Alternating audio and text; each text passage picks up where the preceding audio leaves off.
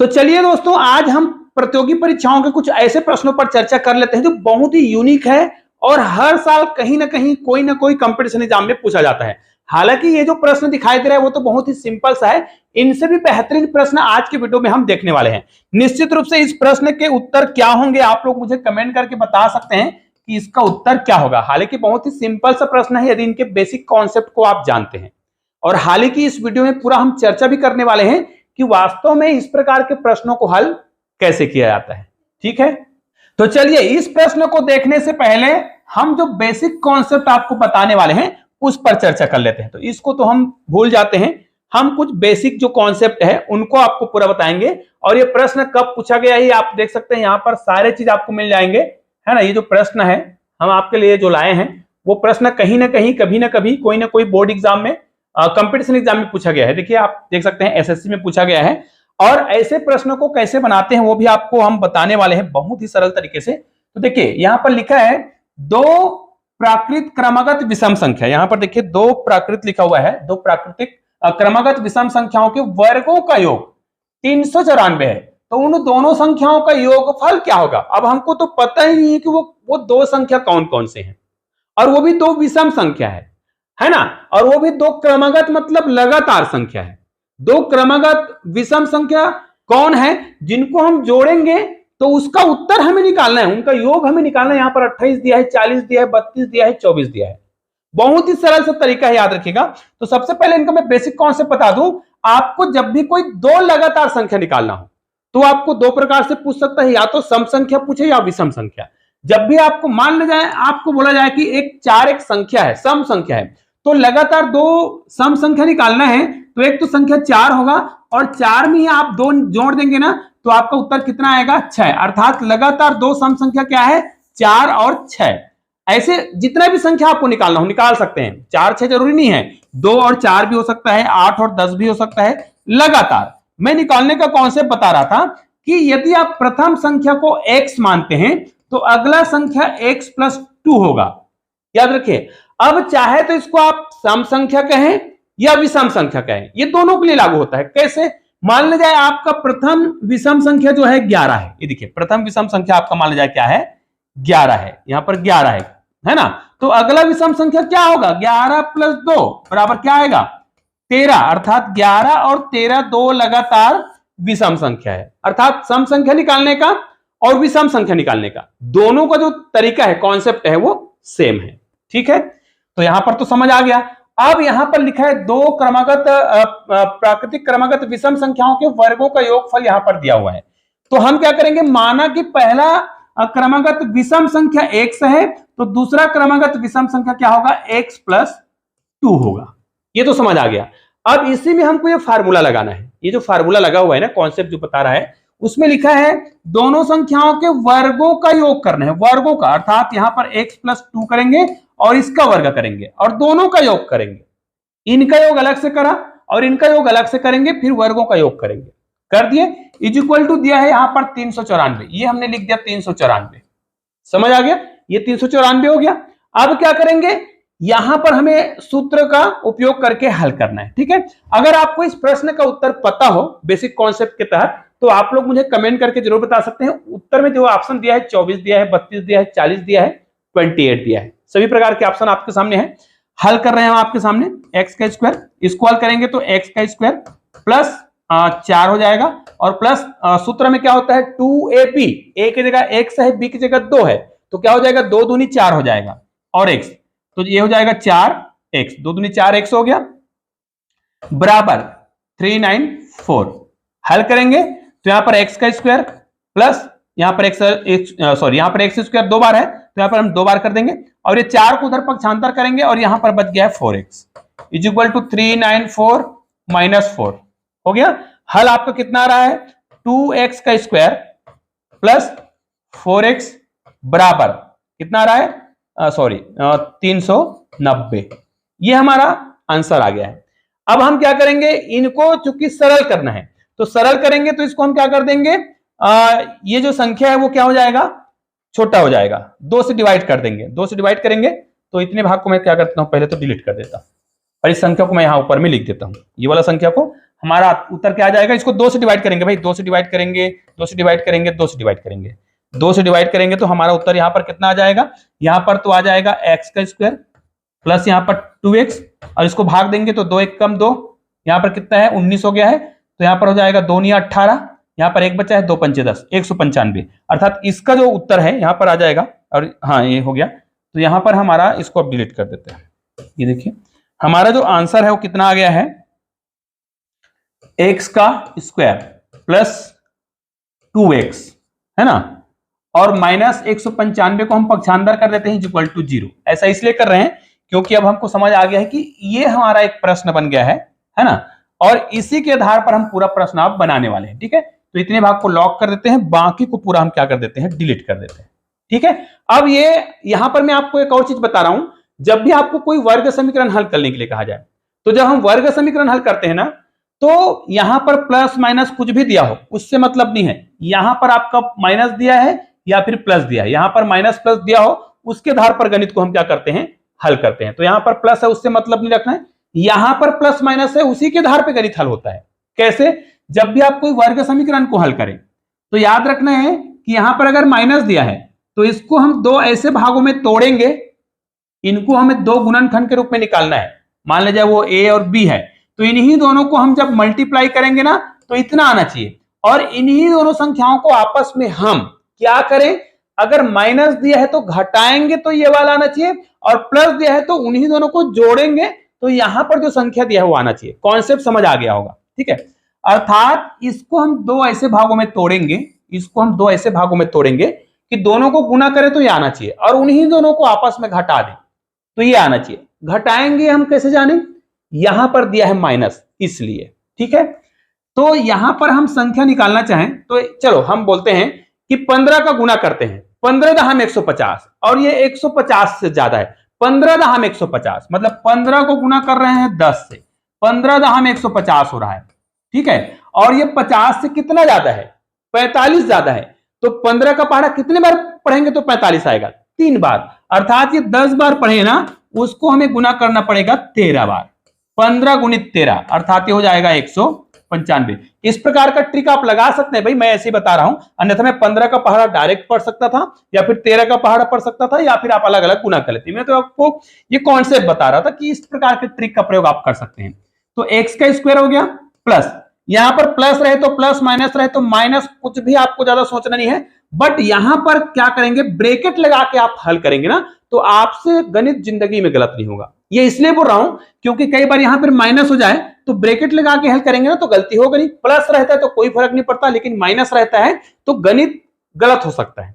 गलती से बचना है तो यहां पर आपको ब्रैकेट लगा देना है। अब हमारा संख्या क्या आया था, 15 आया था, 15x, और मैंने बताया ना कि यदि वो यहां पर माइनस दिया है तो दोनों को आपस में घटाएंगे तो इतना आना चाहिए। हमारा संख्या कौन कौन सा था, 15 था और 13, इन दोनों को गुना करेंगे तो 195 आएगा, और इन्हीं दोनों को माइनस करेंगे तो यहां बीच में संख्या वो आएगा तो 15x माइनस क्या करेंगे यहां पर 13x। ठीक है, चाहे तो x को आप बाहर भी रख सकते थे कोष्टक के, तो भी कोई दिक्कत नहीं है, माइनस 195 इज इक्वल टू 0। ऐसा करने के बाद आपको एक बहुत ही सरल सा प्रश्न मिल जाएगा।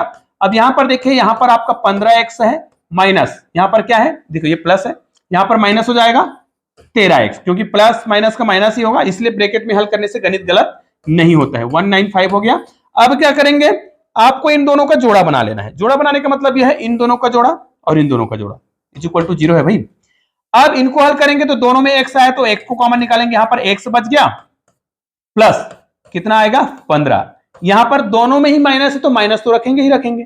ठीक है, तो यहां पर क्या आ जाएगा, माइनस रख दिए, दोनों में 13 आया हुआ है ना, और यहां पर x है, दोनों में x नहीं आया है इसलिए यहां पर x को कॉमन नहीं निकाल रहे हैं।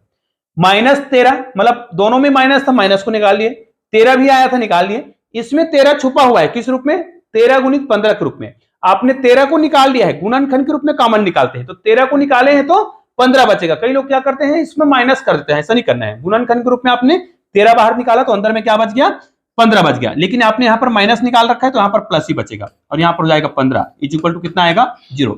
यहां पर उत्तर की जो सही जांच कैसे करते हैं, मतलब हमारा जो आंसर है बिल्कुल सही जा रहा है वो कहे जानेंगे। इन दोनों को देख लीजिए, ये वाला और ये वाला, अगर दोनों के अंदर का जो संख्या है है ना, जो भी आ रहा है गुणनखंड वो सही है। जैसे x प्लस 15 और x प्लस 15, यहाँ के दोनों जो अंक है बिल्कुल जो गुणनखंड के रूप में आ रहा है वो अगर बराबर है तो आंख मूंद के समझ जाना कि आपका उत्तर बिल्कुल सही है, बिल्कुल परफेक्ट है। अब क्या करेंगे, चूंकि x प्लस 15 दोनों में आया है तो x प्लस 15 को हम क्या करेंगे, कॉमन निकालेंगे। तो यहां पर हमारा क्या बचा, x बचा और यहां पर माइनस बचा 13 इज इक्वल टू कितना आ गया, 0। अब हम ये जानते हैं कि हमें तो दो ऐसी संख्या निकालना है ना, दो संख्या निकालना है, वो भी क्या होना चाहिए, प्राकृत क्रमागत विषम संख्या निकालना है। ठीक है, तो यहां पर देखिए अगर हम इसी को x प्लस 15 करें इज इक्वल टू 0 माने तो इसका उत्तर क्या आएगा, ये माइनस में आएगा, x का मान कितना आ जाएगा, -15 में आ जाएगा, जो कि संभव नहीं होगा। ठीक है, तो हम क्या करेंगे, इसको लेंगे तो x minus 13 is equal to कितना आएगा, 0। तो x का मान कितना आ रहा है, 13, जो कि पॉजिटिव है। ठीक है, और विषम संख्या है। तो हमें यह तो समझ आ गया कि हमने शुरुआत में बोला था ना कि हमारा प्रथम विषम संख्या क्या है, अगर 13 है। अब इसको भूल जाओ भाई, माइनस वाला को हम नहीं ले रहे हैं। तो हमारा उत्तर तो आ गया। निश्चित रूप से इसको आप स्क्रीनशॉट ले सकते हैं। तो ये मैंने देखिए, आप कंपटीशन एग्जाम की तैयारी करते हैं तो कक्षा 10वीं का पूरा कॉन्सेप्ट, ये वाला कॉन्सेप्ट अगर आपको पसंद आया हो कि मैंने कितना सरल तरीके से हल करा है तो कमेंट करके जरूर बता दीजिएगा। ये कॉन्सेप्ट आपको बहुत काम आने वाला है। चैनल में नए हैं तो चैनल को सब्सक्राइब करना ही है। अब देखिए प्रथम जो अभाज्य संख्या, विषम संख्या, जी विषम संख्या हमारा निकल गया है। इसको हमने हल करा तो हमारा आंसर कितना आया, x का मान पहला आया 13 और मैंने बताया था कि हमारा दूसरा संख्या x प्लस 2 होने वाला है। तो हम क्या करेंगे, यहां पर x प्लस 2 निकालने वाले हैं। तो हम क्या करेंगे, यहां पर 13 प्लस क्या करेंगे, 2 करेंगे तो हमारा उत्तर कितना आ गया, 15। अर्थात प्रथम संख्या, प्रथम विषम संख्या है ना, प्रथम विषम संख्या 13 है और दूसरा क्या है, विषम संख्या की बात कर रहे हैं, 15 है। और इसमें लिखा है उन संख्याओं का योगफल क्या होगा। तो भाई अब आपका प्रश्न तो बन गया है, 13 और 15 जोड़ेंगे, 5 और 3 8 और 2, हमारा आंसर आ गया 28। तो ये वाला गलत, ये वाला भी गलत, ये वाला भी गलत, लास्ट में जो ऑप्शन दिया है 28 हो गया आंसर आपका। तो ये तो हो गया एक प्रश्न। अभी मैं आपको 4 बेहतरीन प्रश्न बताने वाला हूं, तो सभी प्रश्नों को आप बहुत ध्यान से देखते रहिएगा। बहुत ही इजी तरीके से इस प्रकार के प्रश्नों को हम बना सकते हैं। यहां पर देखिए, अब आपका जो प्रश्न है ना, ये 1 का, अभी मैंने आपको बताया था, प्रश्न दिया था शुरू में, वो इसी कॉन्सेप्ट के आधार पर बनेगा। 1 का क्यूब प्लस 2 का क्यूब प्लस 3 का क्यूब प्लस 4 का क्यूब प्लस ऐसा गया है, अनंत तक गया है, फिर 9 का क्यूब तक गया है, प्लस 10 का क्यूब तक गया है। ये बराबर है, किसके बराबर है, इसका मतलब ये है कि इनका मान निकालना है। प्रश्न में लिखा है ये बराबर है, किसके बराबर है भाई, यहां पर 3575 लिखा है, 2525 लिखा है, फिर 5075 लिखा है, फिर 3025 लिखा है। और ये कंपटीशन एग्जाम में आप देख सकते हो आया हुआ है ना। अब ये वीडियो मैं पहली बार बना रहा हूं इस प्रकार, तो आपको ये वीडियो कैसा लग रहा है। अगर आपको लगता है कि ये कॉन्सेप्ट बिल्कुल सही है, इस प्रकार के वीडियो आपको चाहिए, तो मैं रोज वीडियो बना सकता हूं। और आवाज तो आ रहा है, कहीं पे गड़बड़ हो जाएगा तो बताना। इस प्रकार के प्रश्नों को कैसे बनाते हैं, इनका सिंपल सा सूत्र है, त्रिघात वाला सूत्र मैं बता रहा हूं। अगर त्रिघात हो तो आपको क्या करना है, अगर वो संख्या 1 से प्रारंभ हो, ध्यान दीजिएगा, संख्या 1 से प्रारंभ हो रहा है ना, और n तक जा रहा है, और ये क्यूब वाला है, मतलब ये क्यूब वाला है, देखिए, है ना, और ये प्लस प्लस है, तो इसका उत्तर कैसे निकालते हैं, मतलब इसका योगफल कैसे निकालते हैं। ठीक है, बहुत सिंपल है। आपको क्या करना है, बाकी सबको भूल जाओ, लास्ट डिजिट को देखना है, आखिरी के अंक को देखना है।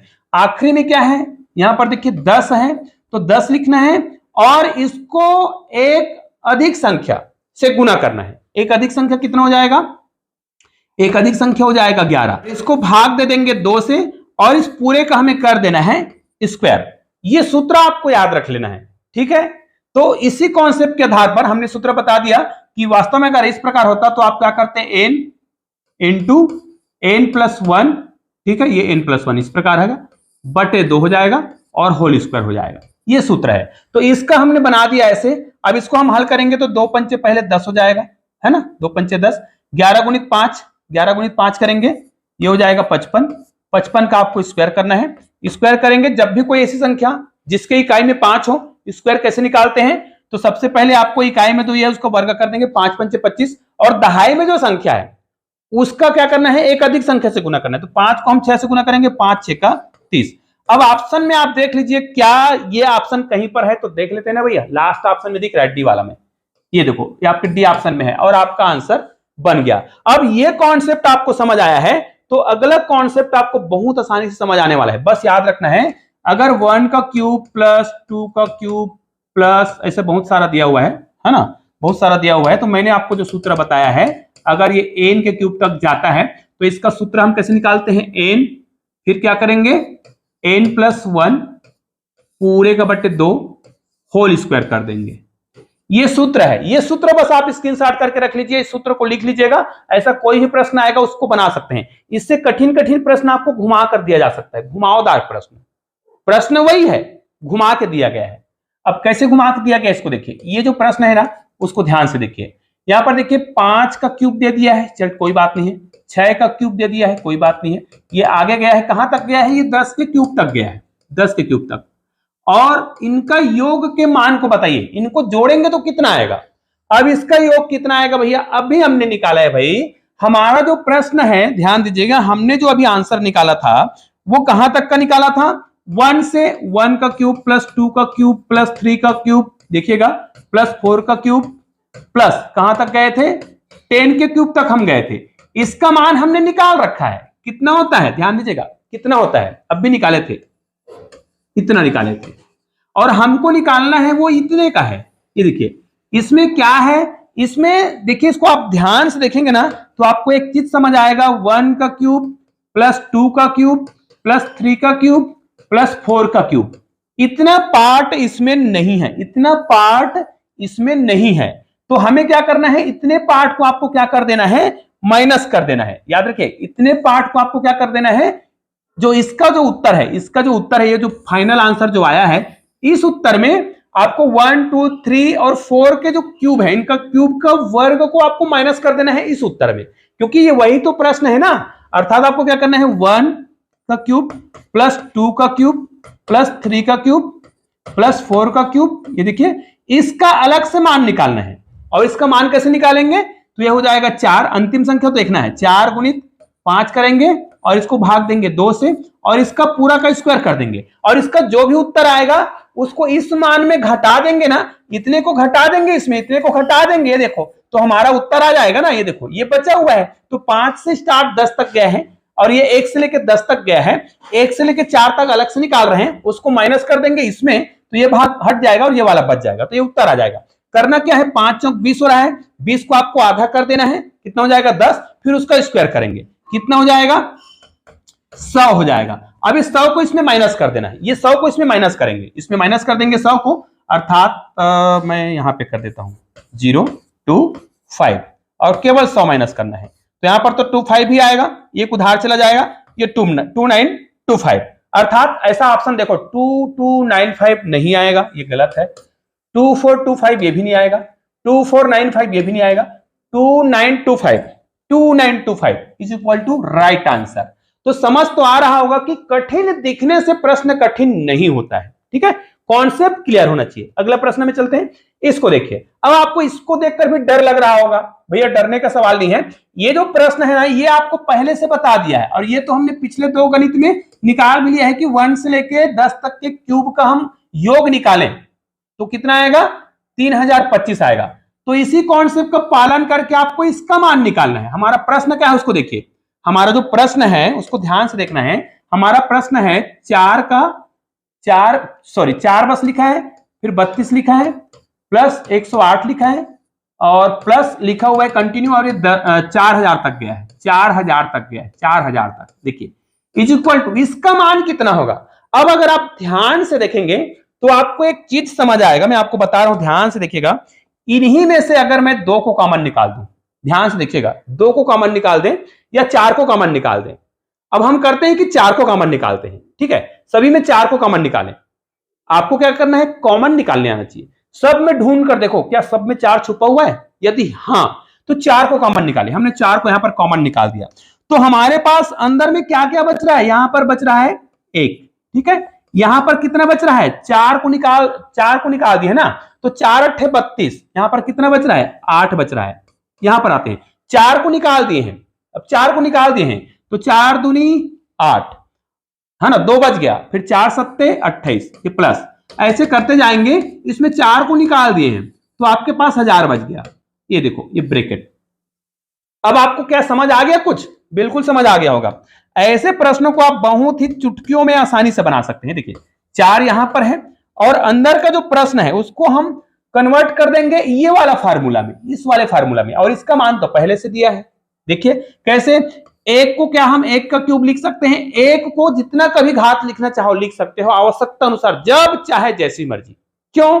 क्योंकि 1 का 10 बार गुना करेंगे तो 1 ही आएगा, 4 बार गुना करेंगे तो 1 ही आएगा, 3 बार गुना करेंगे तब भी 1 ही आएगा, कोई दिक्कत नहीं। अब जो 8 दिख रहा है क्या इसको हम 2 का घात 3 लिख सकते हैं? बिल्कुल। ये जो 27 दिख रहा है क्या उसको हम 3 का घात 3 लिख सकते हैं? उसी प्रकार अगला जो भी संख्या आता जो कि दिख नहीं रहा है तो हम भी नहीं देखते, क्या छोड़ दिया, खत्म कहानी। ये क्या है? ये 10 का घात 3 है, बिल्कुल है। ये लो, चलो आपका आंसर यहां पर अब आ जाएगा। ये जो क्वेश्चन मार्क आपको दिख रहा है ना कि इसका उत्तर क्या आएगा, है ना, ये 4 ऑप्शन आपको दिखाई दे रहा है, अब आपके सामने उत्तर आ गया है।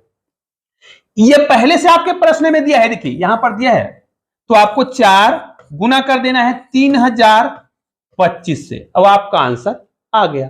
अब इसको चाहे तो आप 25 को डायरेक्ट 4 से गुना कर दो तो भी आपका उत्तर बन जाएगा। यहां पर 4 आया है, ठीक है, हमने 4 को ही कॉमन निकाला था। तो क्या करेंगे आप, यहां पर हल करते हैं, 25 को गुना 4 से करेंगे या फिर एक एक गुना करना है, अलग अलग करना है तो आपकी मर्जी। 5 चौक 20 करेंगे, 5 चौक 20 का 0 हासिल 2, फिर 4 दूनी 8 और वो हासिल 2 आया था, 8 और 2 कितना हो रहा है 10, 10 का 0 हो जाएगा, लेकिन यहां पर तो खुद ही 0 है तो यहां पर 1 लगा देंगे, फिर 4 तिया 12। ये लो, क्या ये वाला ऑप्शन आपके प्रश्न में कहीं पर भी हो, अगर है तो टिक लगा दो आंख मूंद करके। तो यहां पर देखिए 6050 गलत है, यहां पर 9075 है, गलत है, यहां पर देखिए 12100 और ये हमारा, ये देखिए 12100, ये वाला परफेक्ट आंसर है। तो यही हमारा ऑप्शन है और बिल्कुल सही है। यहां पर ये वाला ऑप्शन भी दिख रहा है, ऐसा लगता है कि ये सही है, लेकिन ये वाला सही किसी अन्य प्रश्न के लिए है। अभी आएगा ये वाला ऑप्शन एक बार और आपको मिलने वाला है। तो ये प्रश्न, इसी टाइप के प्रश्न आपको अभी और मिलने वाले हैं। तो ये तो सेम इसी प्रोसेस को हम और करने वाले हैं, ठीक है। तो एक बार ये हो गया, हमने यहाँ पर 4 को कॉमन निकाला था तो हमें ये सूत्र मिला था, इसको हमने कन्वर्ट कर दिया क्योंकि दिया था। तो बहुत आसानी से इसी प्रकार के बहुत सारे प्रश्नों को आप बना सकते हैं। अगले प्रश्न में चलते हैं। ये देखिए मैंने बताया ना कि कॉन्सेप्ट वही है, प्रश्नों को बदल दिया गया है। इसको देखिए यहां पर भी बोला गया है कि अगर ऐसा है तो आपको क्या करना है, यहां पर प्रश्न दिया गया है ना वो थोड़ा से 2 का क्यूब प्लस 4 का क्यूब प्लस 6 का क्यूब प्लस ये दिया है और ये कहां तक गया है 20 का क्यूब कर दिया, 20 का क्यूब इज इक्वल टू, इसका उत्तर क्या होगा? क्या ये प्रश्न बिल्कुल पिछले प्रश्न जैसा है? अगर मैं पूछूं तो आपका क्या जवाब रहेगा? हाँ रहेगा ना। तो निश्चित रूप से आपने इस प्रश्न को देखा होगा तो समझ आया होगा कि वास्तव में प्रश्न बहुत सरल है। कंपटीशन एग्जाम की तैयारी करना है तो बेसिक तरीके से सीखना जरूरी है। तो चलिए यहां पर ये तो समझ आ गया होगा। अब हम इसको क्या करेंगे, ध्यान देना है। अब इसको अगर आपको समझना है तो मैं जो कॉन्सेप्ट बता रहा हूं, पहली बात तो यहां पर देखिए इतना भाग जो दिया है ना, ये वाला जो भाग दिया है इसको आप लोग ध्यान से देखिए। इसका मतलब क्या है? इसका मतलब यह है कि इसको हम 1 का घात क्यूब, 2 का क्यूब, 3 का क्यूब और 10 का क्यूब का योग निकालना है, जो पहले से दिया है। आपको नहीं करना है, आपको ये नीचे जो प्रश्न दिख रहा है उसको चेंज करना है। तो इसको देखिए, क्या इन सबसे मैं 2 का घात 3 को, मैं क्या बोल रहा हूं 2 के घात 3 को क्यूब निकालना है। ध्यान दीजिएगा, 2 के घात 3 मतलब यहां पर मुझे 2 के घात 3 को क्यूब निकालना है। भाई 2 का घात 3 दिया, उनको कॉमन निकालना है, कॉमन निकालना है, याद रखिएगा, थोड़ा सी गलती हो रहा है। 2 के घात 3 को हमने कॉमन निकाला तो यहां पर क्या बचेगा, 1 बचेगा और 1 का घात 3 हम लिख सकते हैं, अभी मैंने बताया है। इसमें देखिए 2 का घात 3, तो क्या इसको हम 2 गुणित 2 का घात 3 लिख सकते हैं, क्योंकि इनको गुना करेंगे 2 दूनी 4। अर्थात आपको समझ आ गया होगा कि ये अलग अलग है। इनको हम क्या कर सकते हैं, 2 का घात 2 गुणित 2 लिख सकते हैं, क्योंकि 2 दूनी 4 हो रहा है, ठीक है, 2 दूनी 4 हो रहा है। अब इसको हम क्या करेंगे, इसको हम बाहर निकालेंगे। 2 का घात 3 हमने कॉमन निकाल लिया तो आपके पास फिर क्या बचा, 2 का घात 3 ही बचेगा, ठीक है, 2 दूनी 4। अब इसमें आ जाते हैं, यहां पर 2 गुणित 3, 3 दूनी 6, ठीक है। अब यहां पर हम क्या करेंगे, यहां पर हम बचा देंगे 2 का घात, सॉरी 3 का घात 3, फिर यहां पर क्या आ जाएगा, अगला आएगा, और यहां पर क्या आ जाएगा, निश्चित रूप से इसमें हमें 2 का घात, देखिए अगर इसको मैं लिखना चाहता 2 गुणित 10 लिखता और यहां पर घात 3 दिया हुआ है। ठीक है, इसको हम अलग अलग घात लिखेंगे ना, अलग अलग घात लिखेंगे। तो हमने क्या कर दिया है, 2 का घात 3 अलग से लिख सकते हैं, 10 का घात 3 अलग से लिख सकते हैं। तो हम क्या करेंगे, दोनों को गुना कर देंगे। तो यहां पर 2 का घात 3 अलग से और 10 का घात 3 अलग से, दोनों का हम क्या कर देंगे, 2 का घात 3 को कॉमन निकाल देंगे। तो इस वाले पार्ट को हम इतने भाग को डिलीट कर देंगे। ठीक है, तो इसको मैं पूरा डिलीट ही कर देता हूं, इतने भाग को, फिलहाल इतने भाग को डिलीट कर देते हैं। ठीक है, और हमें जो आवश्यकता है वो लिख लेते हैं। हमें आवश्यकता किसकी है, यहां पर 10 का घात 3, बाकी क्या हो गया है, 2 का घात 3 इसमें कॉमन निकल गया है।